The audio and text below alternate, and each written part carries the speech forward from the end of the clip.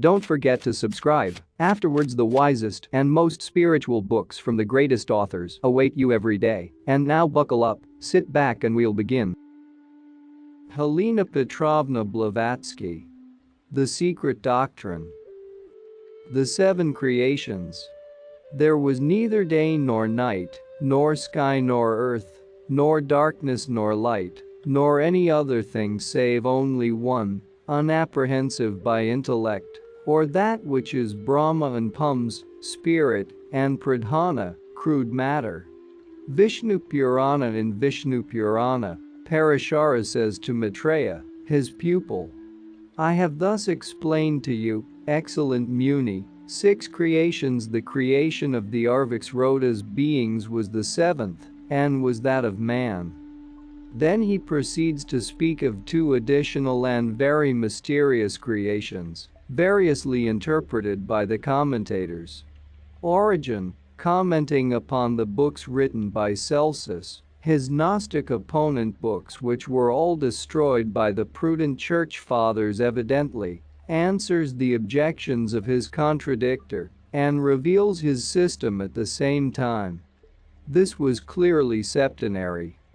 But the theogony of Celsus, the genesis of the stars or planets, and of sound and color, found as an answer satire, and no more. Celsus, you see, desiring to exhibit his learning, speaks of a ladder of creation with 7 gates, and on the top of it the 8th, ever closed. The mysteries of the Persian Mithras are explained, and musical reasons, moreover, are added. And to these again he strives to add a second explanation connected also with musical considerations, that is to say with the 7 notes of the scale, the 7 spirits of the stars. Valentinus expatiates upon the power of the great 7, who were summoned to bring forth this universe after Arhitos, or the ineffable, whose name is composed of 7 letters, had represented the first hebdomad. The name Arhitos indicates the 7-fold nature of the One, the Logos. The goddess Re, says Proclus, is a monad, duad, and heptad comprehending in herself all the totality, who are 7. The 7 creations are found in almost every Purana. They are all preceded by what Wilson translates as the indiscrete principle absolute spirit, independent of any relation with objects of sense. They are 1. Mahatattva, the universal soul, infinite intellect, or divine mind. 2. Tanmatras, Buddha or Buddha Sarga, elemental creation, the first differentiation of universal and discrete substance. 3. Indriya or Indriyaka, organic evolution. These 3 were the Prakriti creations, the developments of indiscrete nature, preceded by the indiscrete principle. 4. Mukhya, the fundamental creation of perceptible things, was that of inanimate bodies. 5. Tyryadhyanya or Tyryxrotas, was that of animals. 6. Urdhvasrotas, or that of Divinitties. 7. Arviksrotas, was that of man. This is the order given in the exoteric texts. According to esoteric teaching there are 7 primary and 7 secondary creations, the former being the forces self-evolving from the one causeless force, the latter showing the manifested universe emanating from the already differentiated divine elements.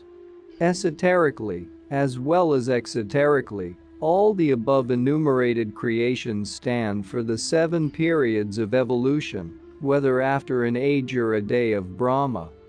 This is the teaching par excellence of occult philosophy, which, however, never uses the term creation nor even that of evolution with regard to primary creation, but calls all such forces the aspects of the causeless force. In the Bible, the 7 periods are dwarfed into the 6 days of creation and the 7th day of rest, and the Westerns adhere to the letter. In the Hindu philosophy, when the active creator has produced the world of gods, the germs of all the undifferentiated elements, and the rudiments of future senses, the world of Namina, in short the universe, remains unaltered for a day of Brahma, a period of 4,320,000,000 years. This is the seventh passive period, or the Sabbath of Eastern philosophy, following 6 periods of active evolution. In the Shatapatha Brahmana, Brahma, neuter, the absolute cause of all causes, radiates the gods. Having radiated the gods, through its inherent nature, the work is interrupted.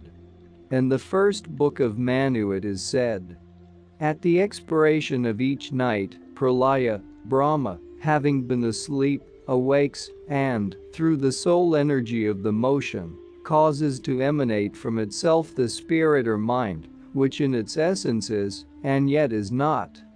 In the Sefer Yetzirah, the Kabbalistic book of creation, the author has evidently re-echoed the words of Manu. In it the divine substance is represented as having alone existed from the eternity, boundless and absolute, and as having emitted from itself the Spirit. One is the Spirit of the living God, blessed be his name, who liveth forever. Voice, Spirit, and Word, this is the Holy Spirit. And this is the Kabbalistic abstract Trinity, so unceremoniously anthropomorphized by the Fathers. From this triple one emanated the whole cosmos. First from one emanated number 2, or air, the creative element, and then number 3, water, proceeded from the air. Ether or fire completes the mystic 4, the Arba Il. In the Eastern doctrine, fire is the first element, ether, synthesizing the whole, since it contains all of them.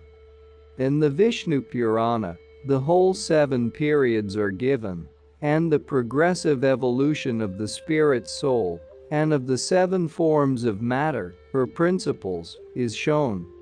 It is impossible to enumerate them in this work. The reader is asked to peruse one of the Puranas. Aryahuta began, it is written.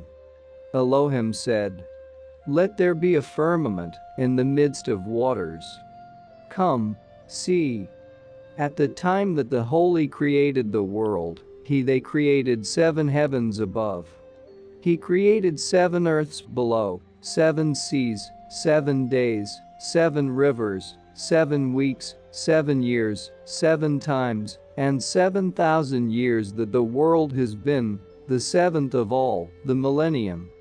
So here are 7 earths below. They are all inhabited except those which are above, and those which are below. And between each earth, a heaven, firmament, is spread out between each other. And there are in them these earth's creatures who look different one from the other. But if you object and say that all the children of the world came out from Adam, it is not so. And the lower earths, where do they come from? They are from the chain of the earth, and from the heaven above. Irenaeus also is our witness, and a very unwilling one, that the Gnostics taught the same system, veiling very carefully the true esoteric meaning. This veiling, however, is identical with that of the Vishnu Purana and others. Thus Irenaeus writes of the Marcosians. They maintain that first of all the 4 elements, fire, water, earth and air, were produced after the image of the primary tetrad above, and that then, if we add their operations, namely, heat, cold, moisture and dryness, an exact likeness of the Ogdit is presented. Only this likeness in the Ogdit itself is a blind, just as in the 7 creations of the Vishnu Purana, to which 2 more are added, of which the 8th, termed Anugraha, possesses both the qualities of goodness and darkness, a Sankhyan, more than a Puranic idea. For Irenaeus says again, that they the Gnostics had a like 8th creation which was good and bad, divine and human. They affirm that man was formed on the 8th day. Sometimes they affirm that he was made on the sixth day, and at others on the eighth, unless, perchance, they mean that his earthly part was formed on the sixth day and his fleshly part on the eighth day, these two being distinguished by them. They were so distinguished, but not as Irenaeus gives it.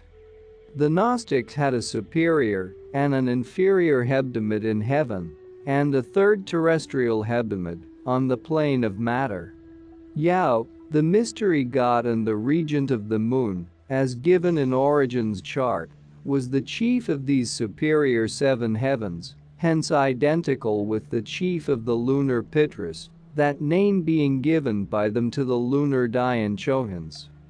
They affirm that these seven heavens are intelligent and speak of them as being angels, writes the same Irenaeus, and adds that on this account they termed Yao Hebdomas, while his mother was called Ogdoas, because, as he explains, she preserved the number of the first begotten and primary Ogdad of the Pleroma.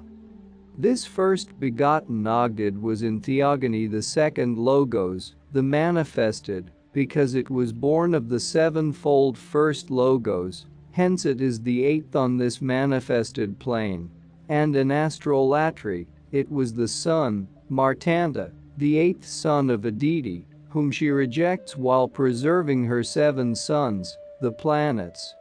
For the ancients have never regarded the sun as a planet, but as a central and fixed star. This, then, is the second hebdomad born of the seven-rayed one, and the sun and what not, only not the seven planets, which are Surya's brothers, not as sons. With the Gnostics, these astral gods were the sons of Ildabeth, from Ilda, child, and Batheg, the son of Sophia Achamoth, the daughter of Sophia or wisdom, whose region is the Pleroma.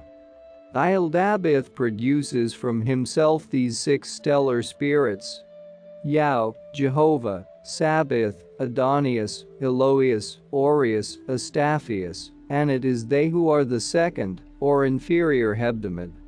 As to the third, it is composed of the seven primeval men, the shadows of the lunar gods, projected by the first hebdomad. In this the Gnostics did not, as seen, differ much from the esoteric doctrine, except that they veiled it. As to the charge made by Irenaeus, who was evidently ignorant of the true tenets of the heretics with regard to man being created on the sixth day, and man being created on the eighth, this relates to the mysteries of the inner man. It will become comprehensible to the reader only after he has read Volume 2 and understood well the anthropogenesis of the esoteric doctrine. Ildabeth is a copy of Manu, who boasts, "O best of twice-born men! Know that I, Manu, am he, the creator of all this world, whom that male Viraj spontaneously produced. He first creates the 10 lords of being, the Prajapatis, who, as verse 36 tells us, produce 7 other Manas. Ildabeth boasts likewise, 'I am Father and God, and there is no one above me,' he exclaims.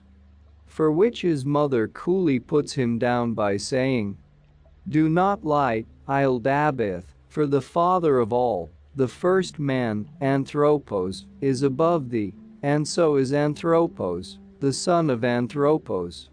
This is a good proof that there were 3 logoi besides the 7 born of the first one of these being the solar logos.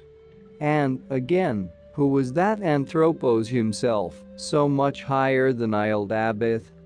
The Gnostic records alone can solve this riddle. In Pistis Sophia, the 4-voweled name Eu is generally accompanied by the epithet of the primal, or first man. This shows again that the Gnosis was but an echo of our archaic doctrine. The names answering to Parabrahman, to Brahma, and Manu, the first thinking man, are composed of 1-voweled, 3-voweled and 7-voweled sounds. Marcus, whose philosophy was certainly more Pythagorean than anything else, speaks of a revelation to him of the seven heavens, sounding each one vowel, as they pronounce the seven names of the seven angelic hierarchies. When spirit has permeated every minutest atom of the seven principles of cosmos, then the secondary creation, after the above-mentioned period of rest, begins. The Creator's Elohim outline in the second hour the shape of man, says Rabbi Simeon in the Nichthemron of the Hebrews. There are 12 hours in the day, says the Mishnah, and it is during these that creation is accomplished. The 12 hours of the day are again the dwarfed copy, the faint yet faithful echo of primitive wisdom. They are like the 12,000 divine years of the gods, a cyclic blind. Every day of Brahma has 14 manas, which the Hebrew Kabbalists, following, however, in this the Chaldeans, have disguised into 12 hours. The Nichthemron of Apollonius of Tyana is the same thing. The dodecahedron lies concealed in the perfect cube, say the Kabbalists. The mystic meaning of this is that the 12 great transformations of spirit into matter, the 12,000 divine years, take place during the 4 great ages, or the first Mahayuga. Beginning with the metaphysical and the suprahuman, it ends in the physical and purely human natures of cosmos and man. Eastern philosophy can give the number of mortal years that run along the line of spiritual and physical evolutions of the seen and the unseen, if Western science fails to do so. Primary creation is called the creation of light, spirit, and the secondary, that of darkness, matter. Both are found in Genesis. The first is the emanation of self-born gods, Elohim, the second of physical nature. This is why it is said in the Zohar, "O companions, man's emanation was both man and woman, as well on the side of the father as on the side of the mother." And this is the sense of the words. And Elohim spake, "Let there be light, and it was light." And this is the twofold man. Light, however, on our plane, is darkness in the higher spheres. Man and woman on the side of the Father, Spirit, refers to primary creation, and on the side of the Mother, matter, to the secondary. The twofold man is Adam Kadmon, the male and female abstract prototype, and the differentiated Elohim. Man proceeds from the Dayan Chohan, and is a fallen angel, a god in exile, as will be shown. In India, these creations were described as follows. The first creation, Mahatattva creation, so called because it was the primordial self-evolution of that which had to become Mahat, the divine mind, conscious and intelligent, esoterically, the spirit of the universal soul. Worthiest of ascetics, through its potency, the potency of that cause. Every produced cause comes by its proper nature. And again, seeing that the potencies of all beings are understood only through the knowledge of that Brahma, which is beyond reasoning, creation, and the like, such potencies are referable to Brahma. That then precedes the manifestation. The first was Mahat, says Linga Purana. For the one, the that, is neither first nor last, but all. Exoterically, however, this manifestation is the work of the Supreme One, a natural effect, rather, of an eternal cause, or, as the commentator says, it might have been understood to mean that Brahma was then created, being identified with Mahat, active intelligence, or the operating will of the Supreme. Esoteric philosophy renders it the operating law. It is on the right comprehension of this tenet in the Brahmanas and Puranas that hangs, we believe, the apple of discord between the 3 Vedantan sects, the Advaita, Vaita, and the Vishishtadvaita. The first argues rightly the para-Brahman, having no relation, as the absolute all, to the manifested world, the infinite having no connection with the finite, can neither will nor create, that, therefore, Brahma, Mahat, Ishvara, or whatever name the creative power may be known by, creative gods and all, are simply an illusive aspect of para-Brahman in the conception of the conceivers, while the other sects identify the impersonal cause with the creator, or Ishvara. Mahat, or Mahabhuti, is, with the Vaishnavas, however, divine mind, in active operation, or, as Anaxagoras has it, an ordering and disposing mind, which was the cause of all things.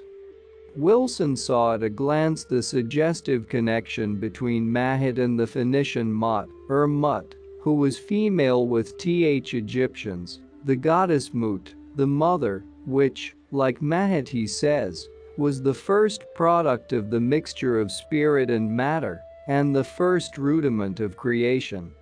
Ex connection autem aegis spiritus prodadat mot.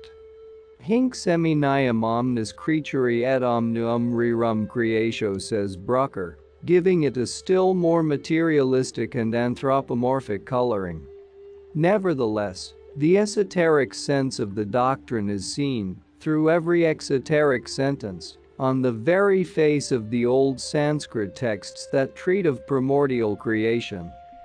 The Supreme Soul, the all-permanent, sarvaga, substance of the world, having entered been drawn into matter prakriti and spirit purusha, agitated the mutable and the immutable principles, the season of creation manvantara being arrived. The nous of the Greeks, which is spiritual or divine, mind, or mens, mahat, operates upon matter in the same way. It enters into and agitates it. Spiritus intus alit, tatam confusa per artis, mens agitat malum, et magnos e corpor misset.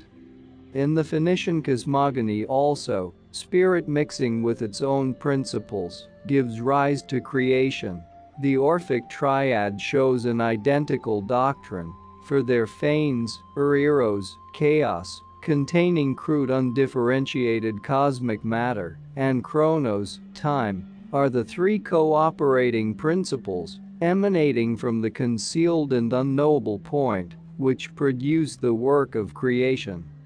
And they are the Hindu Purusha, phanes, pradhana, chaos, and kala, chronos. The good Professor Wilson does not like the idea, as no Christian clergyman, however liberal, would. He remarks that the mixture of the Supreme Spirit or Soul with its own principles is not mechanical, it is an influencer effect exerted upon intermediate agents which produce effects. The sentence in Vishnu Purana, as fragrance, affects the mind from its proximity merely, and not from any immediate operation upon mind itself, so the Supreme influenced the elements of creation. The reverend and erudite Sanskritist correctly explains by, as perfumes do not delight the mind by actual contact, but by the impression they make upon the sense of smelling, which communicates it to the mind, adding, the entrance of the Supreme into spirit, as well as matter, is less intelligible than the view elsewhere taken of it, as the infusion of spirit, identified with the Supreme, into prakriti or matter alone. He prefers the verse in Padma Purana. He who is called the male spirit of prakriti, that same divine Vishnu entered into prakriti. This view is certainly more akin to the plastic character of certain verses in the Bible concerning the patriarchs, such as Lot and even Adam, and others of a still more anthropomorphic nature.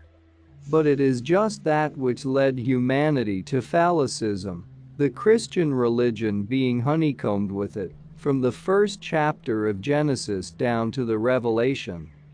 The esoteric doctrine teaches that the Dayan Chohyans are the collective aggregate of divine intelligence or primordial mind, and that the first Manus, The 7 mind-born spiritual intelligences are identical with the former. Hence the Quan Shai Yin, the golden dragon in whom are the 7 of stanza 3, is the primordial logos or Brahma, the first manifested creative power, and the Dhyanic energies are the Manus or Manus Vayambhuva collectively. The direct connection, moreover, between the Manus and Mahat is easy to see. Manu is from the root man, to think, and thinking proceeds from the mind. It is, in cosmogony, the pre-nebular period.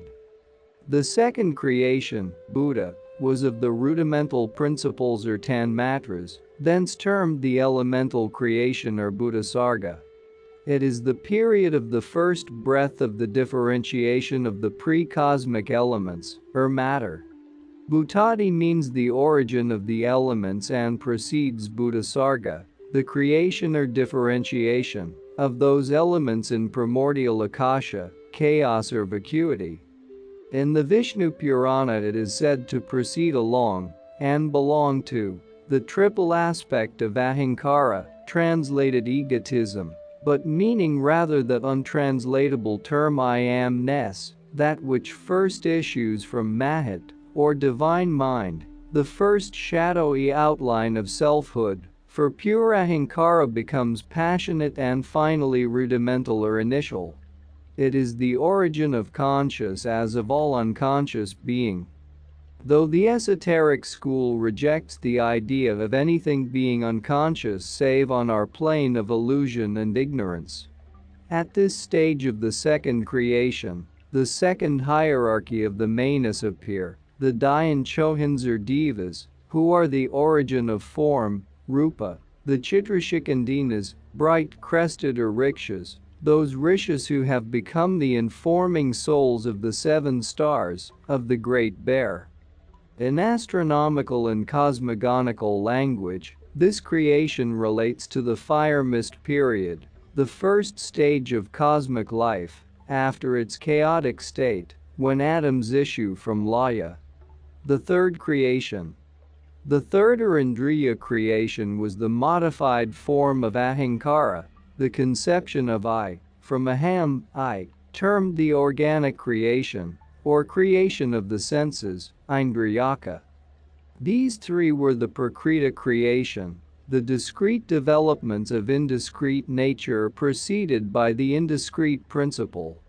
Preceded by ought to be replaced here with beginning with buddhi, for the latter is neither a discrete nor an indiscrete quantity, but partakes of the nature of both, in man as in cosmos. A unit or human monad on the plane of illusion, when once freed from the 3 forms of ahankara and liberated from its terrestrial manas, buddhi indeed becomes a continued quantity, both in duration and extension, for it is eternal and immortal. Earlier it is stated that the third creation abounding with the quality of goodness is termed Urdhvasrotas, and a page or 2 further the Urdhvasrotas creation is referred to as the 6th creation, or that of the divinities. This shows plainly that earlier as well as later manvantaras have been purposely confused to prevent the profane from perceiving the truth. This is called incongruity and contradictions by the Orientalists. The 3 creations beginning with intelligence are elemental, but the 6 creations which proceed from the series of which intellect is the first are the work of Brahma. Here creations mean everywhere stages of evolution. Mahat, intellect or mind, which corresponds with manas, the former being on the cosmic and the latter on the human plane, stands here, too, lower than buddhi or supra-divine intelligence. Therefore, when we read in Linga Purana that the first creation was that of Mahat, intellect being the first in manifestation, we must refer that specified creation to the first evolution of our system or even our earth, none of the preceding ones being discussed in the Puranas, but only occasionally hinted at. This creation of the first immortals, or Devasarga, is the last of the series and has a universal meaning. It refers, namely, to evolution in general, and not specifically to our Manvantara, which begins with the same over and over again, thus showing that it refers to several distinct kalpas. For it is said at the close of the past Padma Kalpa the divine Brahma awoke from his night of sleep and beheld the universe void. Then Brahma is shown going once more over the 7 creations in the secondary stage of evolution, repeating the first 3 on the objective plane. The 4th creation. The Mukhya or primary, as it begins the series of 4. Neither the term inanimate bodies nor immovable things as translated by Wilson gives a correct idea of the Sanskrit words used. Esoteric philosophy is not alone in rejecting the idea of any atom being inorganic, for it is found also in Orthodox Hinduism. Moreover, Wilson himself says, all the Hindu systems consider vegetable bodies as endowed with life. Charachara, or the synonymous Sthavara and Jangama, is, therefore, inaccurately rendered by animate and inanimate sentient beings and unconscious or conscious and unconscious beings, etc. Locomotive and fixed would be better, since trees are considered to possess souls. The Mukhya is the creation or rather organic evolution of the vegetable kingdom. In this secondary period, the 3 degrees of the elemental or rudimental kingdoms are evolved in this world, corresponding, inversely in order, to the 3 Prakritic creations during the primary period of Brahma's activity. As in that period, in the words of Vishnu Purana, the first creation was that of Mahad or intellect. The second was that of the rudimental principles, Tanmatras. The third was the creation of the senses, Indriyaka. So in this one, the order of the elemental forces stands thus. 1. The nascent centers of force, intellectual and physical. 2. The rudimentary principles, nerve force, so to say. And 3. Nascent apperception, which is the Mahad of the lower kingdoms, and is especially developed in the third order of elementals. These are succeeded by the objective kingdom of minerals, in which this apperception is entirely latent, to redevelop only in the plants. The Mukhya creation, then, is the middle point between the 3 lower and the 3 higher kingdoms, which represent the 7 esoteric kingdoms of cosmos and of earth. The 5th creation. The Tiryakshrotas or Tiryajanya creation, that of the sacred animals corresponding on earth only to the dumb animal creation. That which is meant by animals in the primary creation is the germ of awakening consciousness, or of apperception, that which is faintly traceable in some sensitive plants on earth, and more distinctly in the protistic Monera. On our globe, during the first round, animal creation precedes that of man, while the mammalian animals evolve from man in our 4th round, on the physical plane. In the first round, the animal atoms are drawn into a cohesion of human physical form, while in the 4th, the reverse occurs according to magnetic conditions developed during life. And this is metempsychosis. This 5th stage of evolution, called exoterically creation, may be viewed in both the primary and secondary periods. One is the spiritual and cosmic, the other is the material and terrestrial. It is archebiasis, or life origination so far, of course, as the manifestation of life on all the 7 planes is concerned.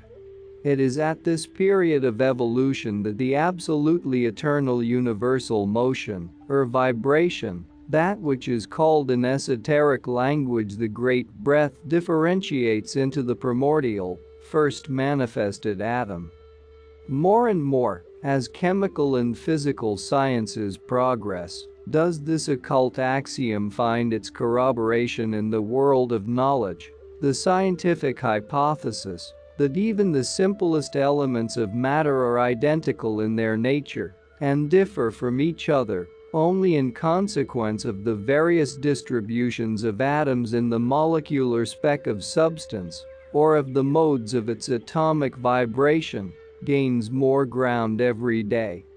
Thus, as the differentiation of the primordial germ of life has to precede the evolution of the Dayan Chohin of the third group or hierarchy of being in primary creation, before those gods can become embodied in their first ethereal form, Rupa, so animal creation has for the same reason to precede divine man on earth.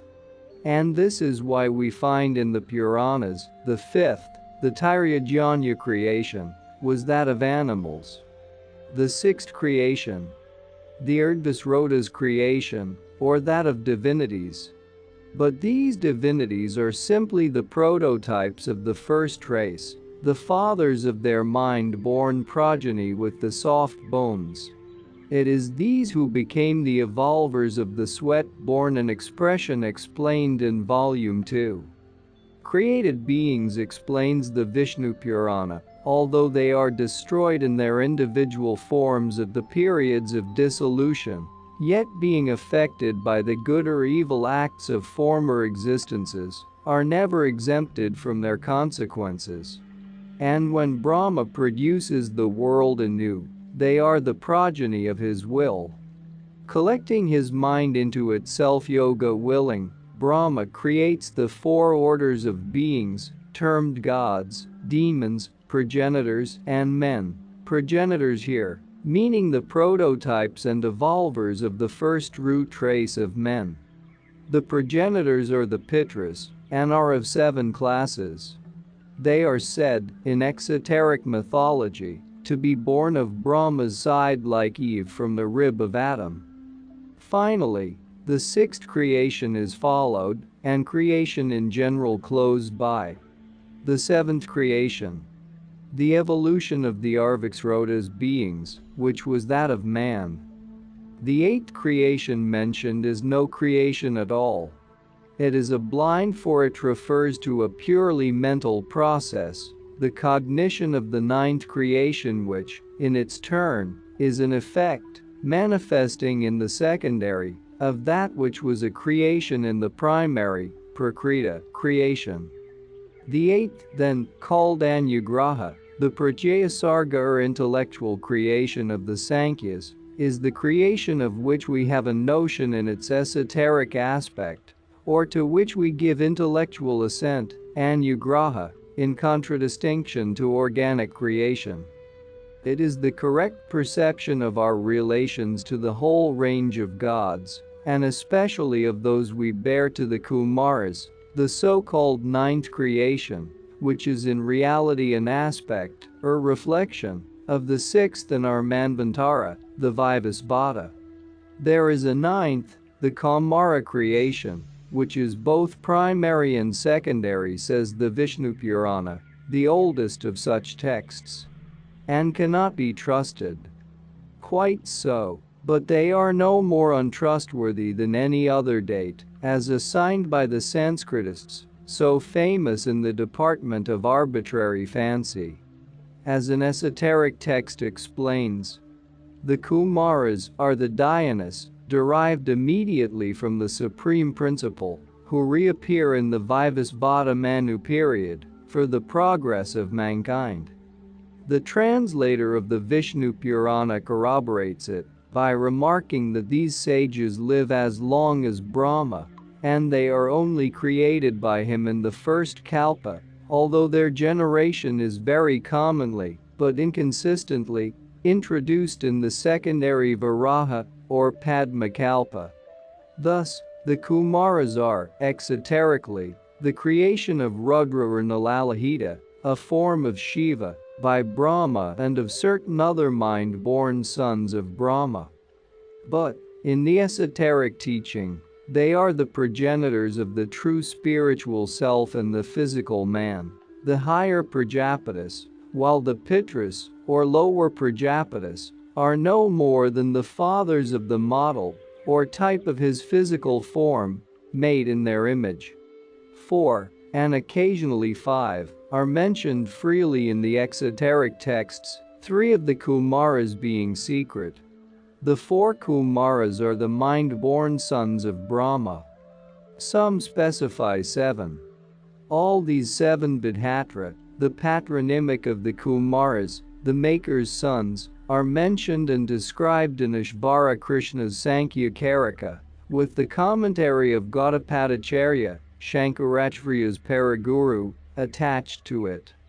It discusses the nature of the Kumaras, though it refrains from mentioning by name all the 7 Kumaras, but calls them instead the 7 sons of Brahma, which they are, as they are created by Brahma and Rudra. The list of names it gives us is Sanaka, Sanandana, Sanatana, Kapila, Ribhu, and Panchashika. But these again are all aliases. The exoteric 4 are Sanatyamara, Sananda, Sanaka, and Sanatana, and the esoteric 3 Sana, Kapila, and Sanatsajata. Special attention is once more drawn to this class of Dayan Chohans, for herein lies the mystery of generation and heredity, hinted at in the commentary on stanza Vai, in treating of the 4 orders of angelic beings. Volume 2 explains their position in the divine hierarchy. Meanwhile, let us see what the exoteric texts say about them. They say little, and to him who fails to read between the lines nothing. We must have recourse, here, to other Puranas for the elucidation of this term, remarks Wilson, who does not suspect for one moment that he is in the presence of the angels of darkness, the mythical great enemy of his church.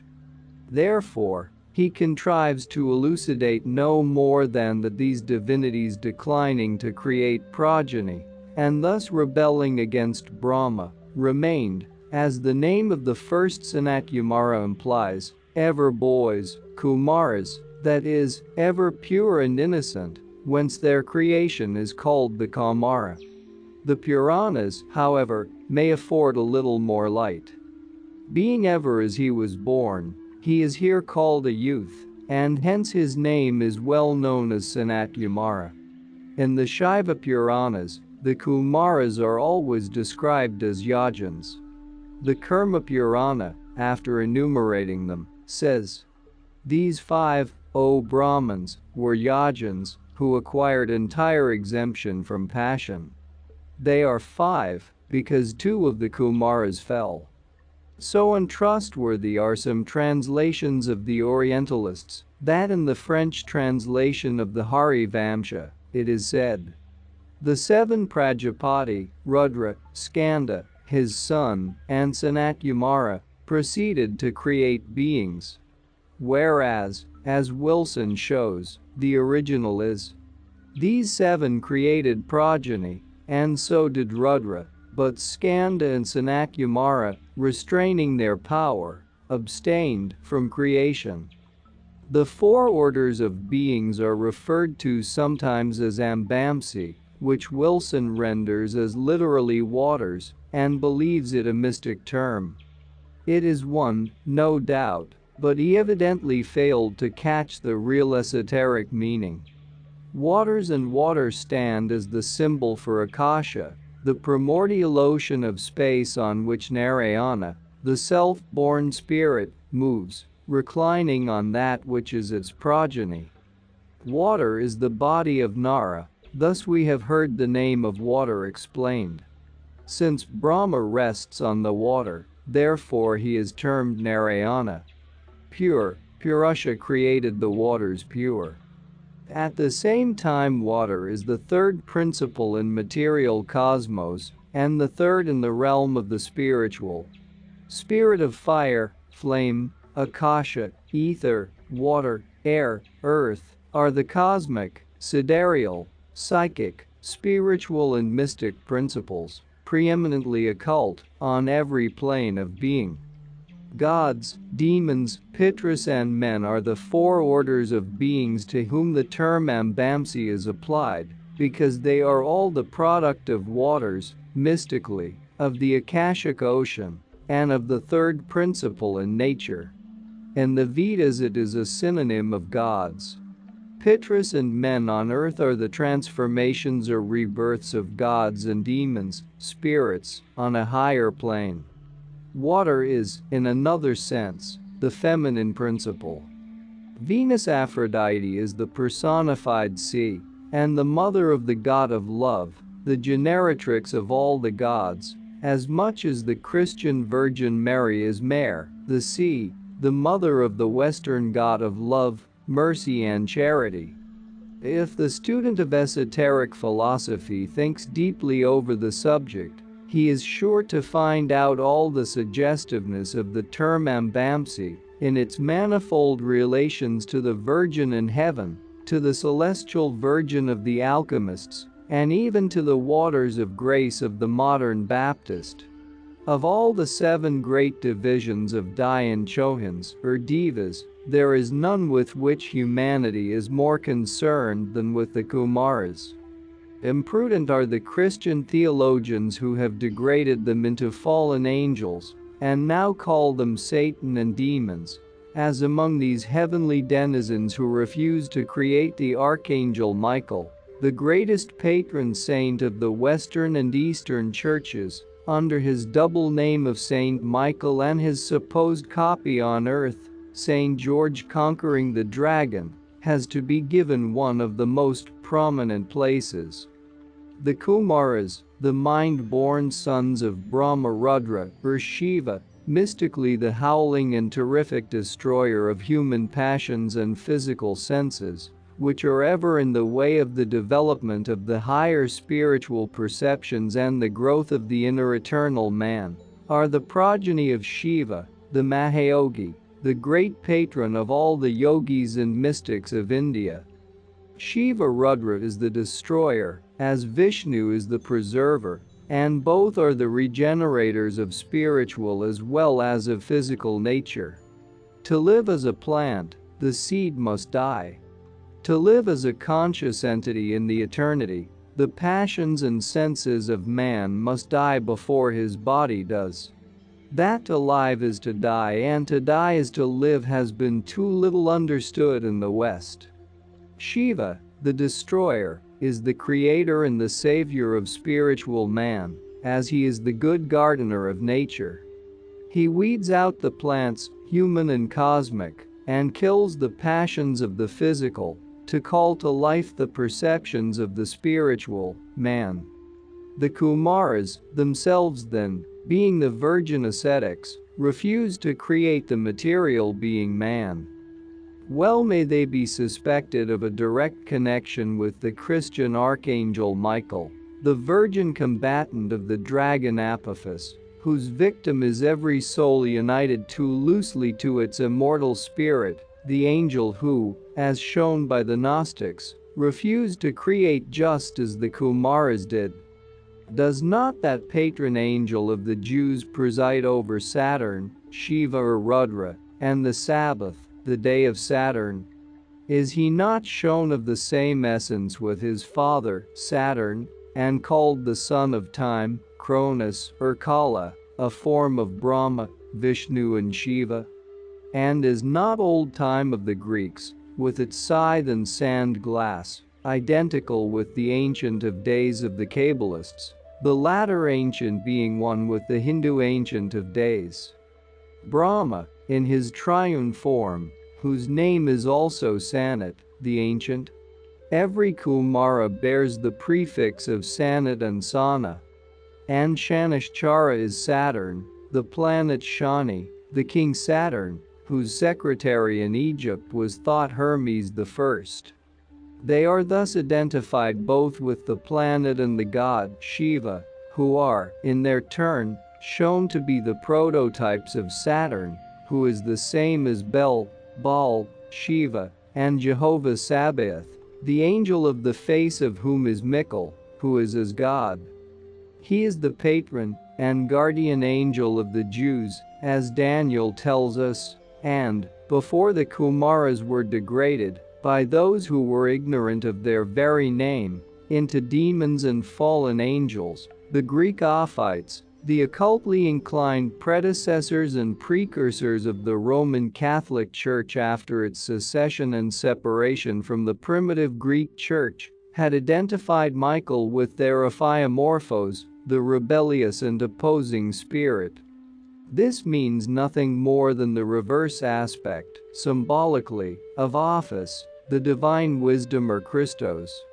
In the Talmud, Michael is prince of water and the chief of the seven spirits, for the same reason that one of his many prototypes, Sanatsujata, the chief of the Kumaras, is called Ambamsi, waters, according to the commentary on Vishnu Purana. Why? Because the waters is another name of the great deep, the primordial waters of space or chaos, and also means mother, Amba, meaning Aditi, and Akasha, the celestial virgin mother of the visible universe. Furthermore, the waters of the flood are also called the great dragon or Office, Ophiomorphos. The Rudras will be noticed in their septenary character of fire spirits in the symbolism attached to the stanzas in Volume 2. There we shall also consider the cross under its primeval and later forms, and shall use for purposes of comparison the Pythagorean numbers side by side with Hebrew metrology. The immense importance of the number 7 will thus become evident as the root number of nature.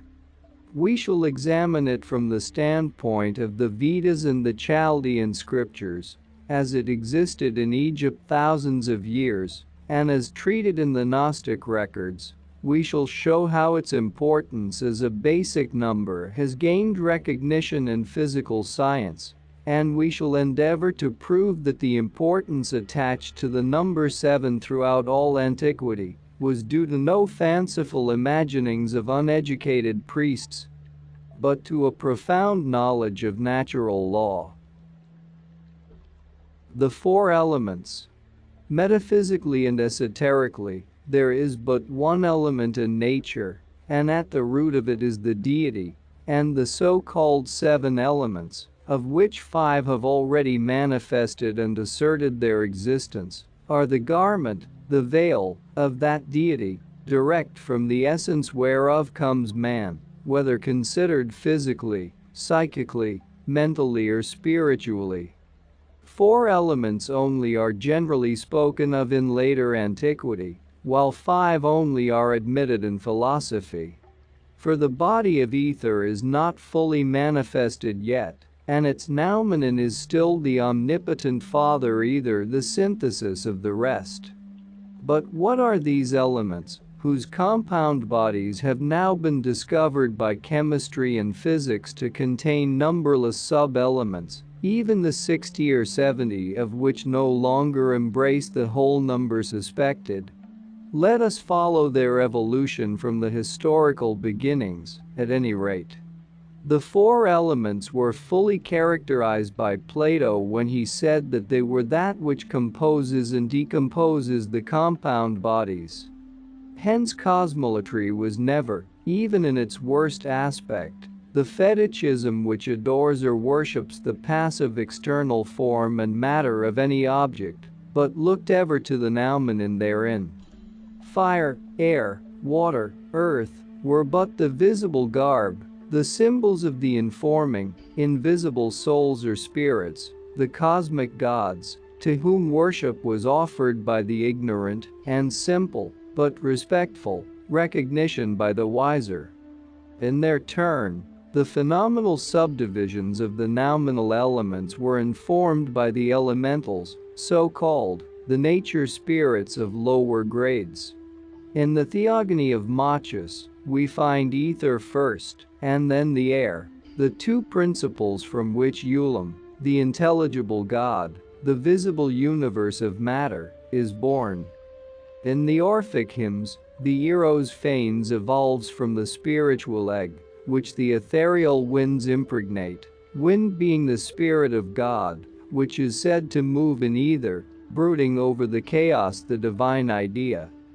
In the Hindu Kathopanishad, Purusha, the divine spirit, already stands before the original matter, and from their union springs the great soul of the world, Mahatma, Brahman, the spirit of life, these latter appellations being again identical with the universal soul, or Anima Mundi, the astral light of the Theurgists and Kabbalists being its last and lowest division. The elements of Plato and Aristotle were thus the incorporeal principles attached to the four great divisions of our cosmic world, and it is with justice that Cruiser defines these primitive beliefs as a species of magism, a psychic paganism, and a deification of potencies, a spiritualization which placed the believers in a close community with these potencies. So close, indeed, that the hierarchies of these potencies, or forces, have been classified on a graduated scale of 7 from the ponderable to the imponderable. They are septenary, not as an artificial aid to facilitate their comprehension, but in their real cosmic gradation, from their chemical, or physical, to their purely spiritual composition. Gods with the ignorant masses, gods independent and supreme, demons with the fanatics, who, intellectual as they often may be, are unable to understand the spirit of the philosophical sentence, in pluribus unum. With the Hermetic philosopher they are forces relatively blind or intelligent, according to which of the principles in them he deals with. It required long millenniums before they found themselves finally, in our cultured age, degraded into simple chemical elements. At any rate, good Christians, and especially the biblical Protestants, ought to show more reverence for the four elements, if they would maintain any for Moses.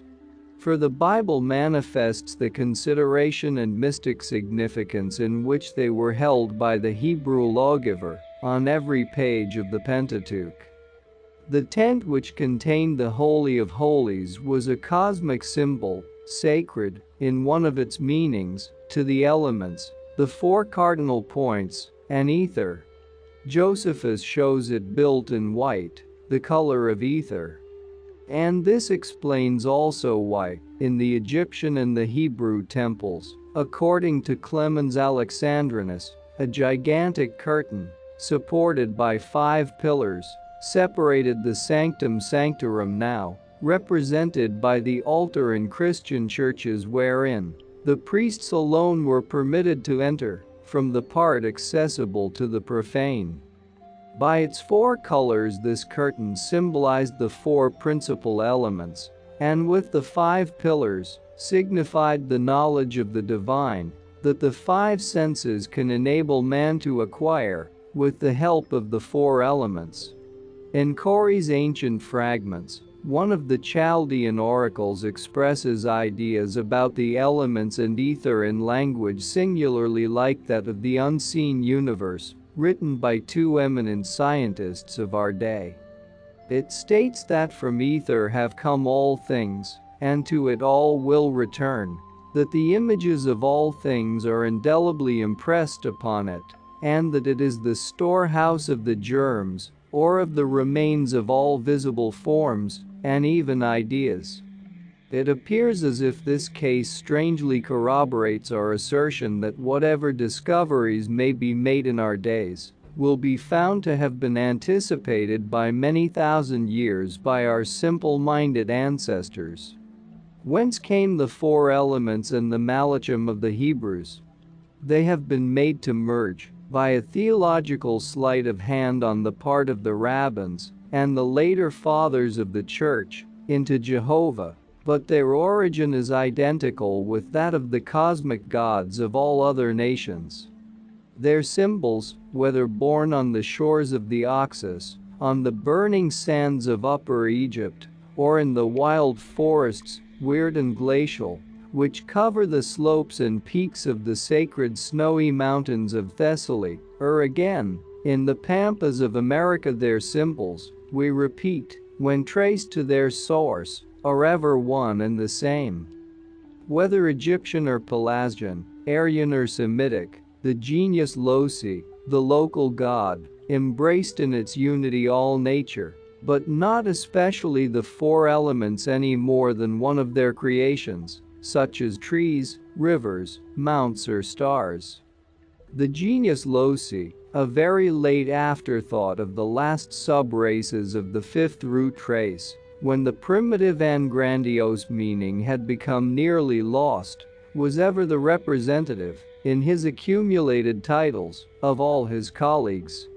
It was the god of fire, symbolized by thunder, as Jove or Enai, the god of water, symbolized by the fluvial bull, or some sacred river or fountain, as Varuna, Neptune, etc. The god of air, manifesting in the hurricane and tempest, as Vayu and Indra, and the god or spirit of the earth, who appeared in earthquakes, like Pluto, Yama, and so many others.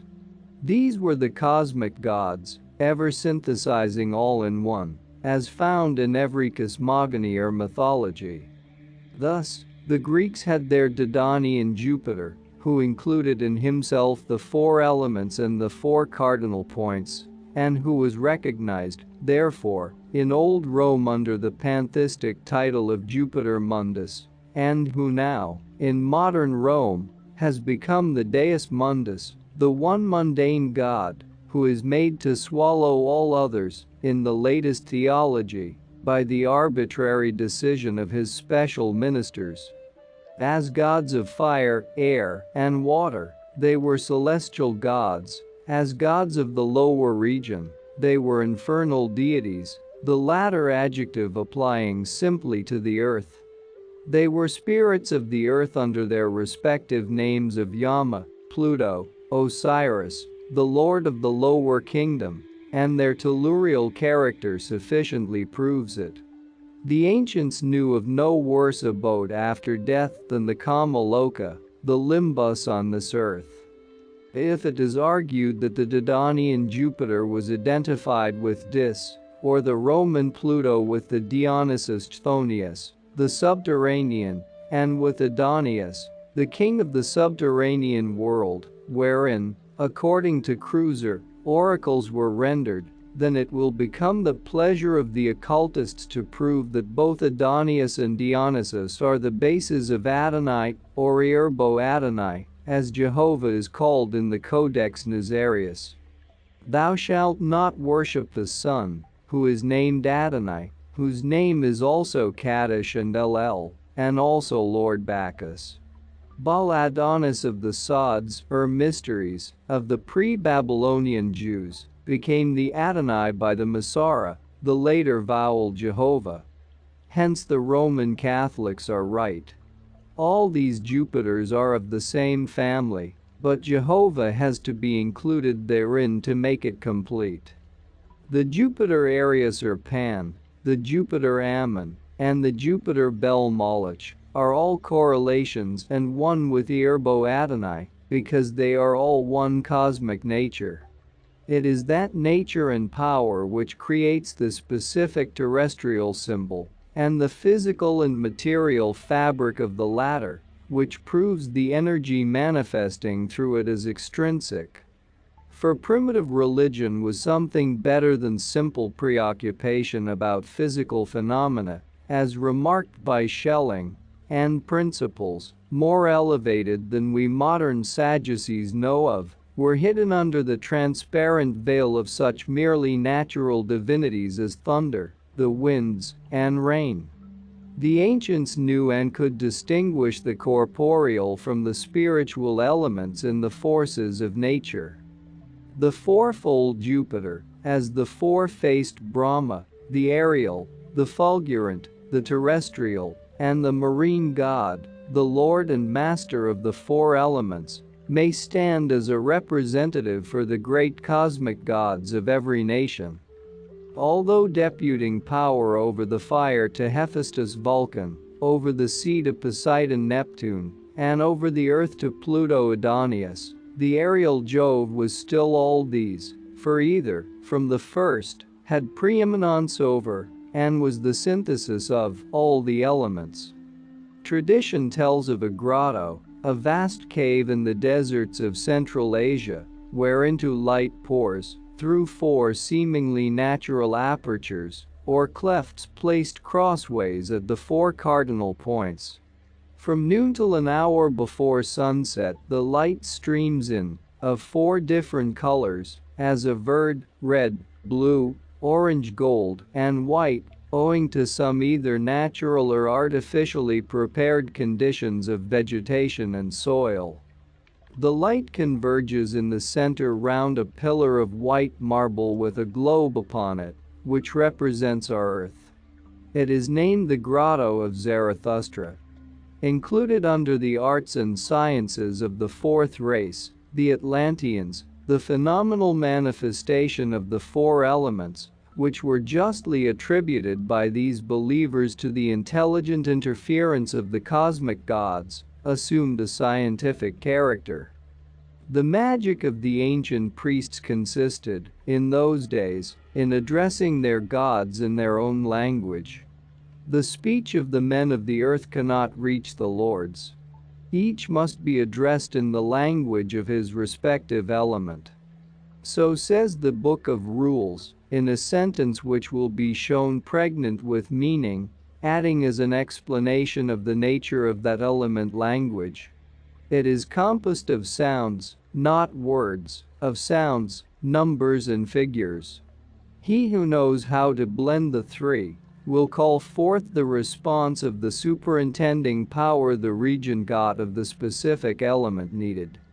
Thus this language is that of incantations or of mantras, as they are called in India, sound being the most potent and effectual magic agent, and the first of the keys which opens the door of communication between mortals and immortals.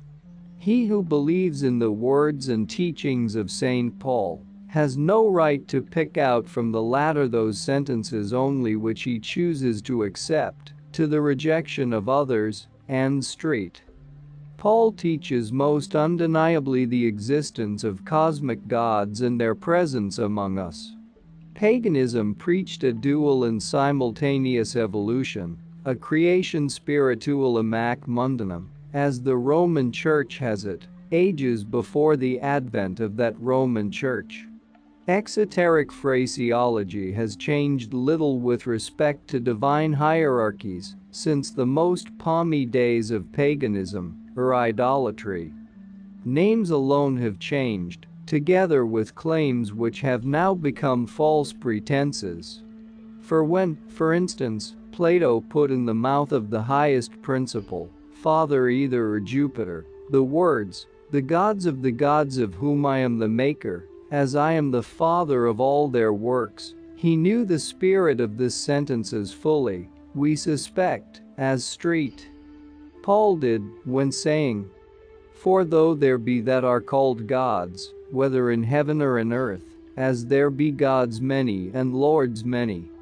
Both knew the sense and the meaning of what they put forward in such guarded terms.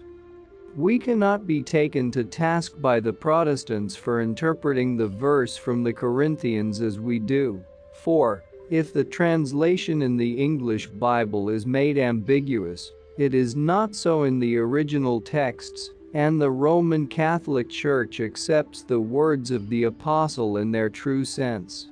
For a proof, see Street. Dionysius, the Areopagite, who was directly inspired by the Apostle and who wrote under his dictation, as we are assured by the Marquis de Merville, whose works are approved by Rome, and who says, commenting on that special verse, "And, though there are, in fact, they who are called gods, for it seems there are really several gods, withal and for all that, the God principle in the superior God ceases not to remain essentially one and indivisible." Thus spoke the old initiates also, knowing that the worship of minor gods could never affect the God principle. Says Sir W. Grove, speaking of the correlation of forces. The ancients, when they witnessed a natural phenomenon, removed from ordinary analogies and unexplained by any mechanical action known to them, referred it to a soul, a spiritual or preternatural power. Air and gases were also at first deemed spiritual, but subsequently they became invested with a more material character, and the same words, spirit, were used to signify the soul or a gas. The very word gas, from Geist, a ghost or spirit, affords us an instance of the gradual transmutation of a spiritual into a physical conception. This, the great man of science, in his preface to the sixth edition of his work, considers to be the only concern of exact science, which has no business to meddle with the causes. Cause and effect are, therefore, in their abstract relation to these forces, words solely of convenience. We are totally unacquainted with the ultimate generating power of each and all of them, and probably shall ever remain so. We can only ascertain the normal of their actions. We must humbly refer their causation to one omnipresent influence, and content ourselves with studying their effects and developing, by experiment, their mutual relations.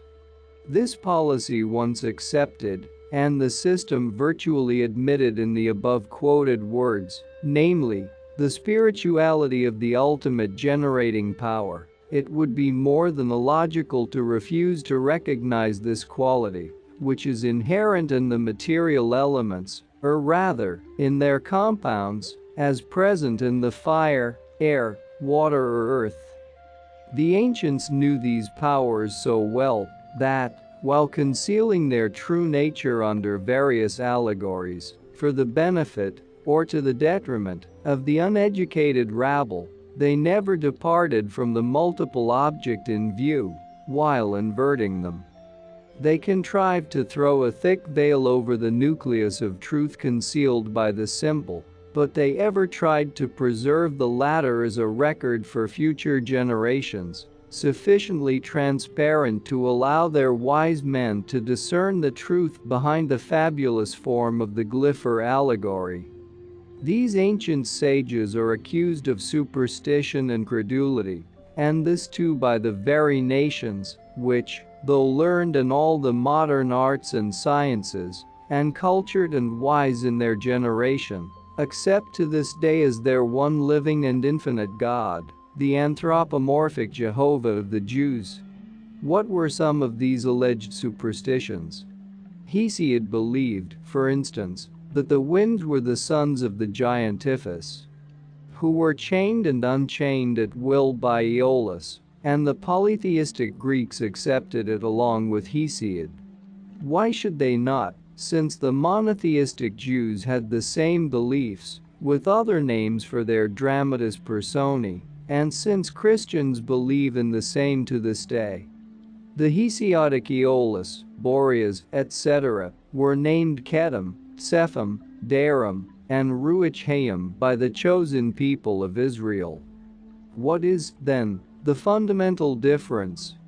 While the Hellenes were taught that Aeolus tied and untied the winds, the Jews believed as fervently that their Lord God, with smoke coming out of his nostrils and fire out of his mouth, rode upon a cherub and did fly, and he was seen upon the wings of the wind.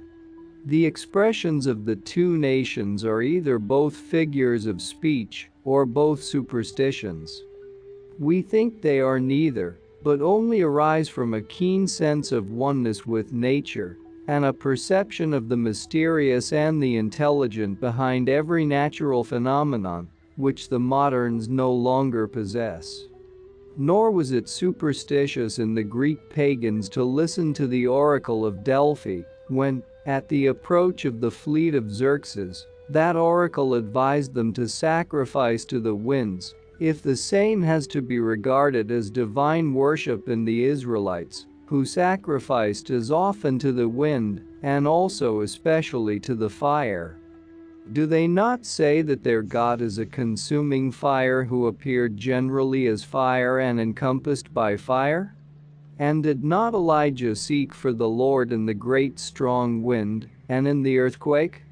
Do not the Christians repeat the same after them? Do not they, moreover, sacrifice to this day, to the same God of wind and water?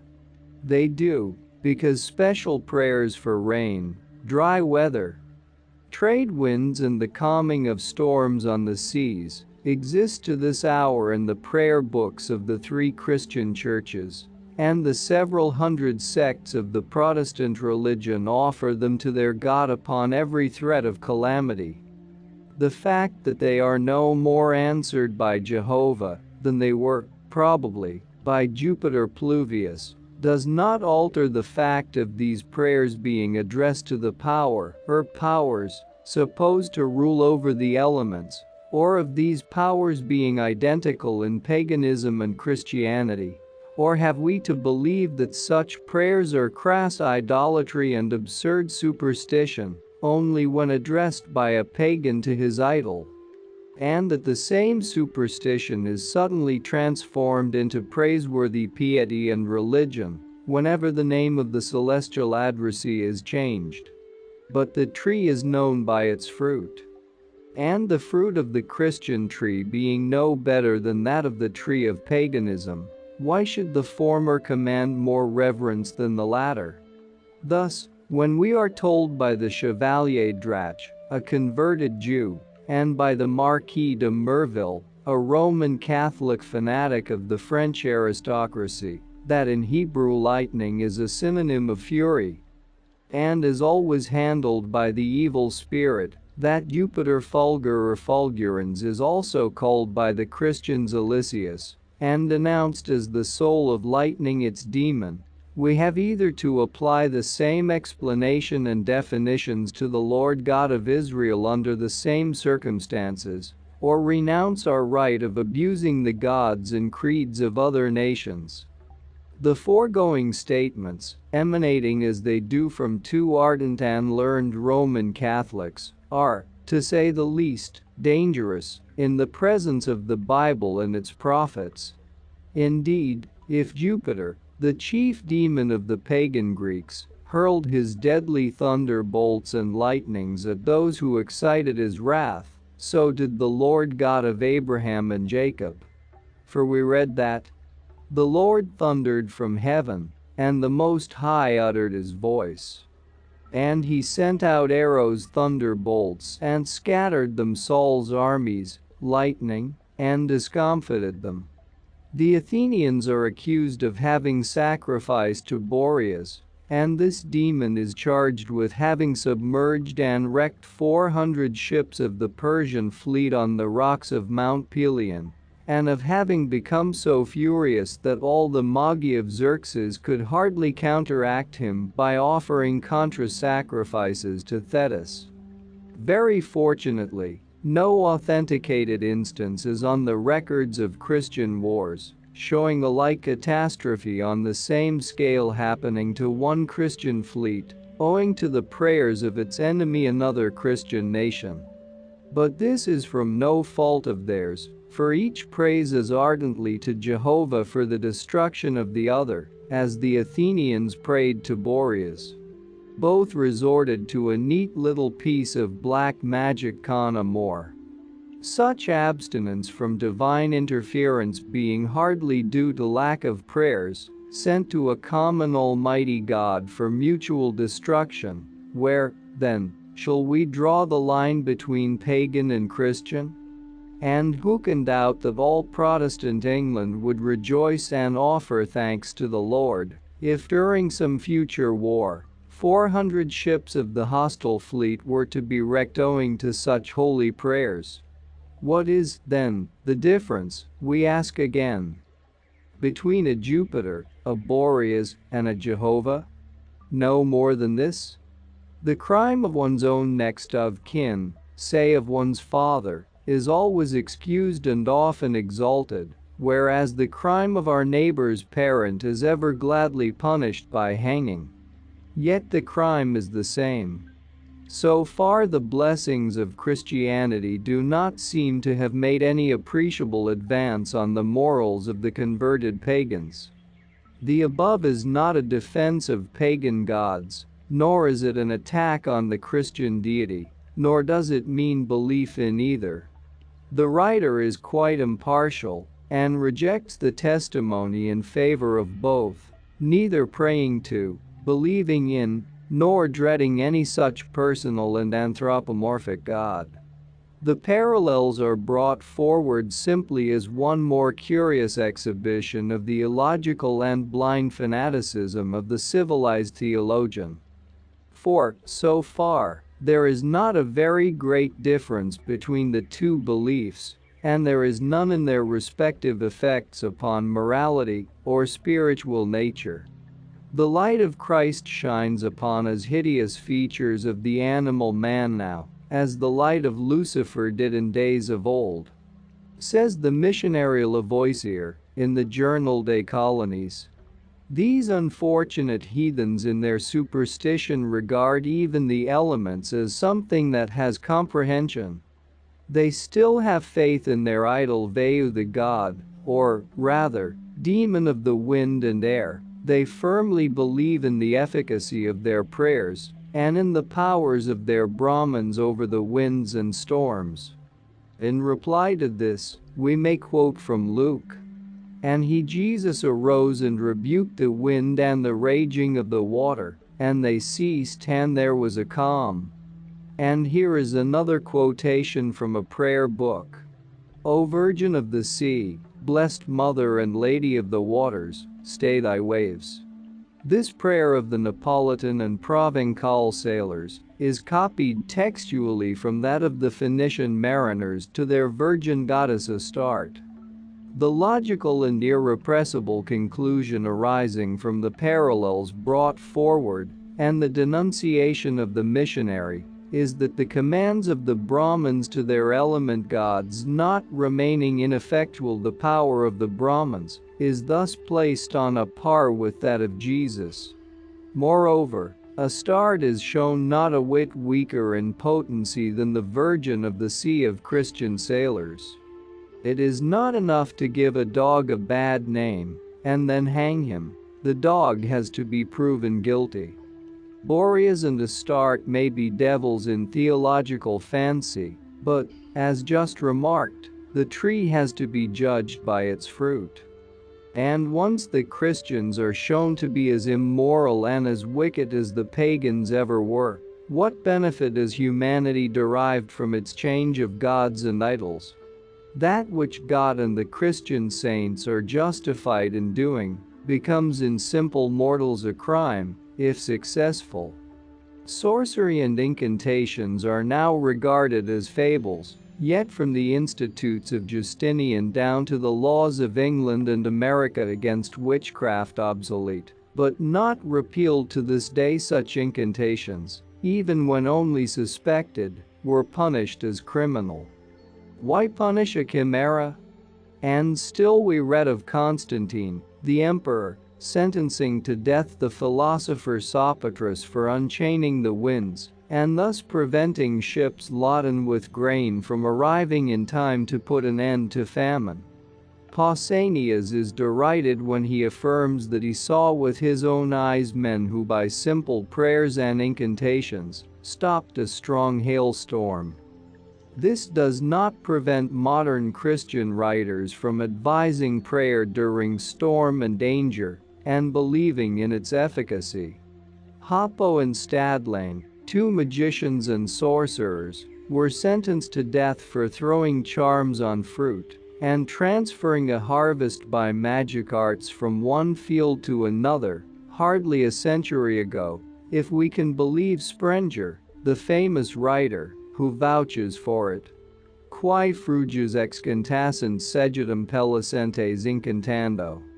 Let us close by reminding the reader that, without the smallest shadow of superstition, one may believe in the dual nature of every object on earth, in spiritual and material, in visible and invisible nature, and that science virtually proves this, while denying its own demonstration.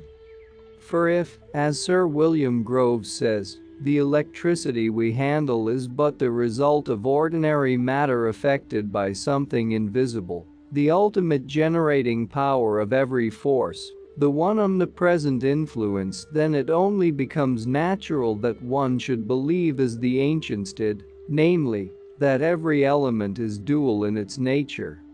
Ethereal fire is the emanation of the Kabir proper. The aerial is but the union correlation of the former with terrestrial fire, and its guidance and application on our earthly plane belongs to a Kabir of a lesser dignity, an elemental, perhaps, as an occultist would call it, and the same may be said of every cosmic element. No one will deny that the human being is possessed of various forces: magnetic, sympathetic, antipathetic, nervous, dynamical, occult, mechanical, mental, in fact of every kind of force, and that the physical forces are all biological in their essence, seeing that they intermingle with, and often merge into, those forces that we have named intellectual and moral, the first being the vehicles, so to say, the upadhyas, of the second. No one who does not deny soul in man would hesitate in saying that their presence and commingling are the very essence of our being, that they constitute the ego in man. In fact, these potencies have their physiological, physical, mechanical, as well as their nervous, ecstatic, clairaudient, and clairvoyant phenomena, which are now regarded and recognized as perfectly natural, even by science. Why should man be the only exception in nature, and why cannot even the elements have their vehicles, their vahanas, in what we call the physical forces? And why, above all, should such beliefs be called superstition along with the religions of old? On Quan Shai Yin and Kuan Yin. Like Avalokiteshvara, Quan Shai Yin has passed through several transformations, but it is an error to say of him that he is a modern invention of the northern Buddhists, for under another appellation he has been known from the earliest times. The secret doctrine teaches that he who is the first to appear at renovation will be the last to come before reabsorption pralaya. Thus the logoi of all nations, from the Vedic Vishvakarman of the mysteries down to the savior of the present civilized nations, are the Word who was in the beginning, or the reawakening of the energizing powers of nature, with the One Absolute. Born of fire and water, before these became distinct elements, it was the maker, the fashioner or modeler, of all things. Without him was not anything made that was made. In him was life, and the life was the light of men, who finally may be called, as he ever has been, the Alpha and the Omega of manifested nature. The great dragon of wisdom is born of fire and water, and into fire and water will all be reabsorbed with him. As this bodhisattva is said to assume any form he pleases from the beginning of a manvantara to its end, though his special birthday, or Memorial Day, is celebrated according to the Qin Kuang Ming King, or Luminous Sutra of Golden Light, in the second month on the 19th day, and that of Maitreya Buddha in the first month on the first day, yet the two are one. He will appear as Maitreya Buddha, the last of the avatars and Buddhas, in the seventh race. This belief and expectation are universal throughout the East. Only it is not in the Kali Yuga, our present terrifically materialistic age of darkness, the black age, that a new savior of humanity can ever appear. The Kali Yuga is l'âge d'or only in the mystic writings of some French pseudo-occultists. Hence the ritual in the exoteric worship of this deity was founded on magic. The mantras are all taken from special books kept secret by the priests, and each is said to work a magical effect, as the reciter or reader, by simply chanting them, produces a secret causation which results in immediate effects. Quan Shai Yin is Avalokiteshvara, and both are forms of the seventh universal principle. While in its highest metaphysical character, this deity is the synthetic aggregation of all the planetary spirits, Dai and Chohans. He is the self-manifested, in short, the Son of the Father. Crowned with 7 dragons, above his statue there appears the inscription Put Sai Kiyun Ling, the universal savior of all living beings. Of course, the name given in the archaic volume of the stanzas is quite different, but Kuan Yin is a perfect equivalent.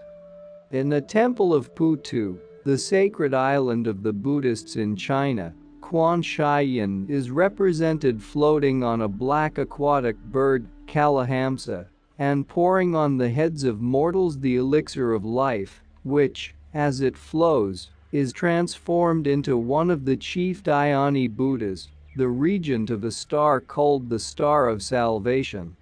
In his third transformation, Kuan Yin is the informing spirit or genius of water.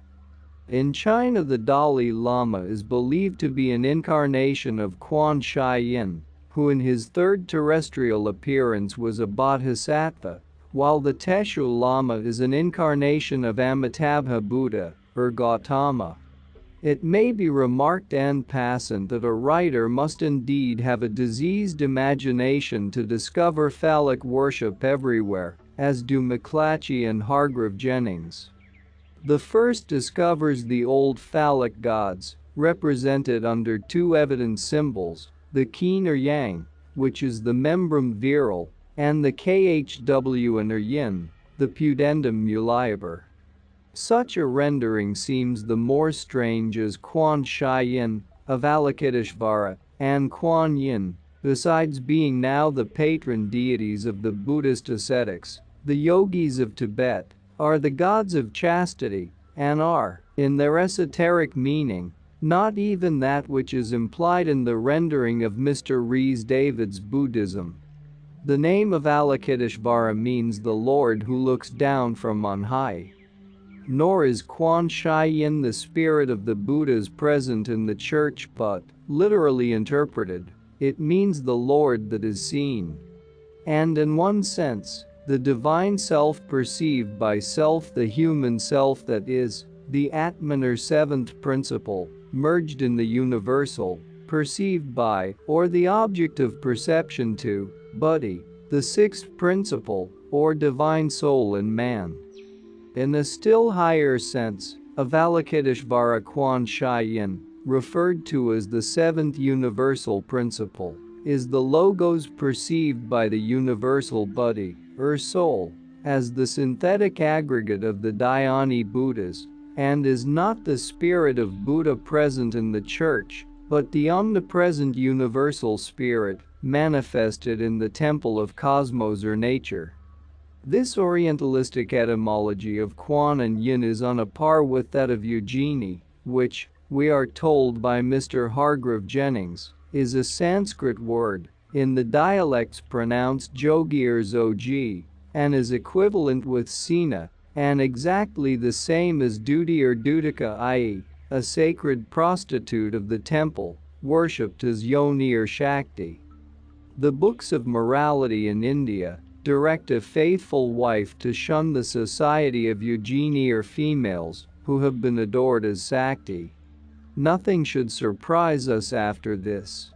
And it is, therefore, with hardly a smile that we find another preposterous absurdity quoted about Bud as being a name which signifies not only the sun as the source of generation, but also the male organ. Max Muller, in treating of false analogies, says that the most celebrated Chinese scholar of his time, Abel Remusat, maintains that the 3 syllables I highway in the 14th chapter of the Tao Te King were meant for Jehovah, and again, Father Amutfeld, certain that the 3 persons of the Trinity could be recognized in the same work. And if Abel Remusat, why not Hargrave Jennings? Every scholar will recognize the absurdity of ever seeing in Bud, the enlightened and the awakened, a phallic symbol. Quan Shi Yin, then, is the son identical with his father mystically, or the Logos, the Word. He is called the Dragon of Wisdom in stanza 3, for all the logoi of all the ancient religious systems are connected with, and symbolized by, serpents. In Old Egypt, the god Nabkun, he who unites the doubles, was represented as a serpent on human legs, either with or without arms. This was the astral light reuniting by its dual physiological and spiritual potency the divine human to its purely divine monad, the prototype in heaven or nature. It was the emblem of the resurrection of nature, of Christ with the Ophites, and of Jehovah as the brazen serpent healing those who looked at him. The serpent was also an emblem of Christ with the Templars, as is shown by the Templar degree in Masonry. The symbol of Nuf, Knum also, or the soul of the world, says Champollion, is represented among other forms under that of a huge serpent on human legs. This reptile, being the emblem of the good genius and the veritable agathodaemon, is sometimes bearded.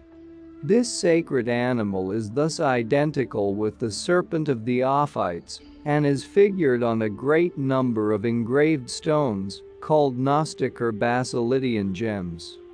It appears with various heads, human and animal, but its gems are always found inscribed with the name, Chnaubus.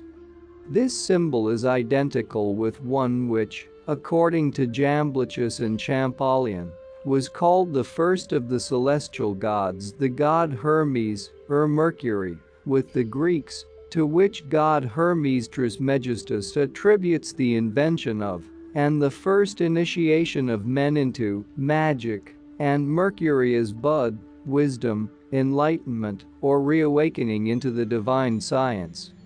To close, Quan Shi Yin and Quan Yin are the two aspects, male and female, of the same principle in cosmos, nature and man, of divine wisdom and intelligence. They are the Christos Sophia of the mystic Gnostics, the Logos and its Shakti.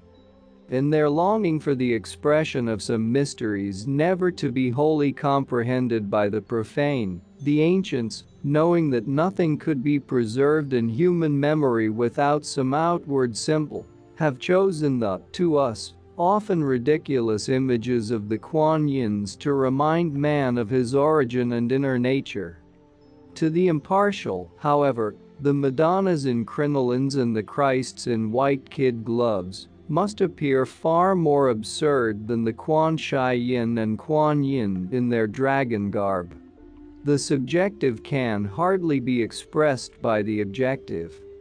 Therefore, since the symbolic formula attempts to characterize that which is above scientific reasoning, and is as often far beyond our intellects, it must needs go beyond that intellect in some shape or other, or else it will fade out from human remembrance. And that's not all. Our experts and regular viewers respond to all comments. Also check if you forgot to subscribe and set your bell to receive notifications about new audiobooks and other useful self-development materials that we release regularly. Join in the discussions, don't forget to give likes and, if possible and inspired, support the development of the channel financially. All useful links will be in the description and the first attached comment. Goodness, love and wisdom to all. And now move on to watch the next part of the video at the links below, or choose something from the playlists of the channel and those you see on the screen.